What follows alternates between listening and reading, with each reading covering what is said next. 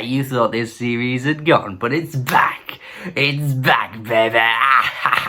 It's back.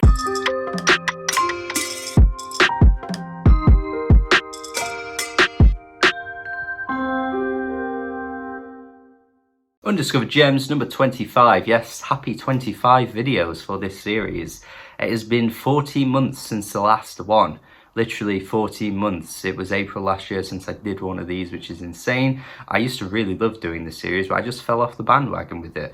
A few reasons, I guess. I was a bit worried that people weren't actually interested in the series, and I was kind of like pouring my heart into these videos and not getting a great return. But I was scrolling through the playlist of the videos, and I did see some of them actually have quite a few, you know, crazy amounts of views that I just wasn't anticipating or expecting. So there is some interest in this idea, this concept, and I wanted to bring it back because no one else out there is really doing anything like this, and it just feels wrong to neglect it. So here it is, it's back. Here we go. Just in case you haven't watched any of the other videos, because if you've only been subscribed within the past like 12 to 14 months, you might not know this series exists or know what it even is.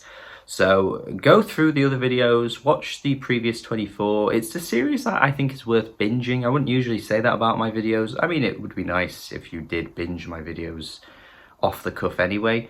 But I don't tend to tell the viewers to binge my videos. I feel like that's a good series to binge, because if you're in a musical drought and you're in need of music and you're just like, God damn it, there's nothing out there, watch the series from start to end, and there's going to be something you like out of all the videos. So there's definitely going to be something for everyone, and this is a new video in the series that I think is worth your time, and it needs more attention. Woo Park Smokes, probably potentially the best album cover of this series. I fucking love this artwork. Like, I look at this artwork and stare at it for so long. I just love it. The colour palette on this thing is just glorious. The design, one of my favourite album covers in general, and that is a lot of album covers I've seen, and this is up there, one of the better ones, honestly. I love this album artwork, and an album of a style of neo soul particularly that isn't really something I've touched on this series. On this channel, I have touched on neo soul albums, you know, over the past few years, but it's not something I touch on regularly. And I thought, you know what, we may as well diversify as many genres and, you know, touch on many genres as possible for this series, because that's kind of the point, isn't it, really? And it's so good, so overlooked, ridiculously overlooked. This band, I don't know if they're really active or doing much at all. Maybe in some places they're actually quite well known. But generally, across the board, when you're talking about albums that don't get talked about enough, this has got to be up there. Incredibly classy from the get-go, with the vocals that are just so pristine and on point with every note. They glide over the production. The production is slick as hell. It's got a hiatus coyote feel to it in terms of how natural and in the moment it sounds. Like, every track just sounds like it was just, you know, impromptu, in the moment, kind of, you know, spontaneous, just go straight into it, record the whole thing, and it ends up giving off this live feel that I really love, and it just has this energy to it that feels so captivating, and that's something that Hiatus Coyote nails so often, obviously with wackier and wilder vocals through Napalm. The singer of Woo Park isn't quite that wacky, but she has such a great voice. It is silky smooth. The production continues to impress with other tracks throughout this album too. There's a bit of a Flying Lotus feel to Tiny Straws. Really love this track in terms of the production. That kind of buzziness that comes through in a Fly Low song, or maybe some of that bass that you get in a Thundercat track, is really shining through on this one. Love this track, man. It's fantastic. And also, the lyrics, I don't know if they're meant to be referencing some kind of like nursery rhyme, but honestly, there's so many parts of this track that remind me of something you'd get from, I don't know, fucking Little Red Riding Hood or Three Little Pigs or something like that. So yeah, already from the get-go, you're getting some fantastic reference points in the music. You're getting stellar songs like Boom Bap and Tiny Straws.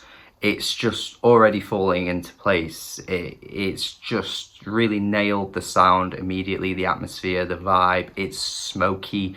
Oh, it's so good. Like Mine probably has the most charismatic vocal performance on the album. Maybe not quite the same kind of buzziness that comes through in the production, but I feel like the singer here really takes a shine with how infectious she sounds, reminding me a bit of like a Leanne LaHavis on her best days. The track Sex Jam has these sprawling guitars that sound super psychedelic in places and also remind me of something that Funkadelic would do, which is high praise, honestly, because of course that funky soulness that comes through in their music is so infectious, and it just really shines on this track as well. The track vocally throughout reminds me of Seba Kapstad, which is a fantastic band who also put out one of the best neo-soul albums of the 2010s.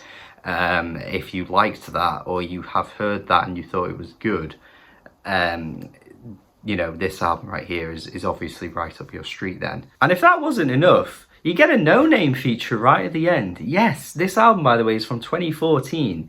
So No Name hadn't really been established or had much of anything back then, really. She maybe had been on a few features and things. But no, No Name is right at the end. It's crazy. It's such a short track, but it is very much in the No Name realm. So I like that little link up at the end. And speaking of short tracks, my only main gripe with this album, to be fair, is how you get one fantastic track that feels, you know, spread out and the wings are spread and the length is perfectly fine.